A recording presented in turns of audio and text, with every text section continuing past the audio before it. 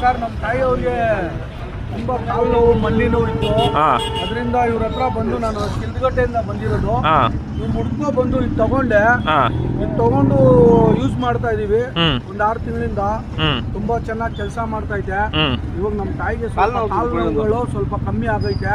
ಅದರಿಂದ ಅದು ಆಯಿಲ್ಮೆಂಟ್ ಖಾಲಿ ಆಗಿತ್ತು. ಎಷ್ಟು ವರ್ಷದಿಂದ ನೋವಿತ್ತು ನಮ್ಗೆ? ನಮ್ಮ ತಾಯಿಗೆ ಒಂದು 3-4 ವರ್ಷದಿಂದ ನೋವಿತ್ತು.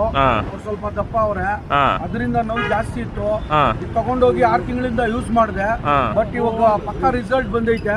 ಅದರಿಂದ ಇವ್ರಿಗೆ ಫೋನ್ ಮಾಡ್ಕೊಂಡು ಇಲ್ಲಿ ವಿಜಯಪುರಕ್ಕೆ ಬಂದಿದ್ದೀನಿ. ಮತ್ತೆ ತಗೊಂಡು ಹೋಗಕ್ಕೆ ಏನೋ ಅದು ಆಯಿಲ್ಮೆಂಟ್ ಖಾಲಿ ಆಗಿತ್ತು. ಅದರಿಂದ ತಗೊಂಡು ಹೋಗಿ ಬಂದಿದ್ದೀನಣ್ಣ.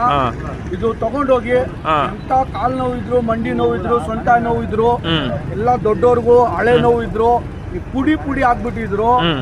ಒಳ್ಳೆ ಕೆಲಸ ಮಾಡ್ತಾ ಇದ್ದೆ.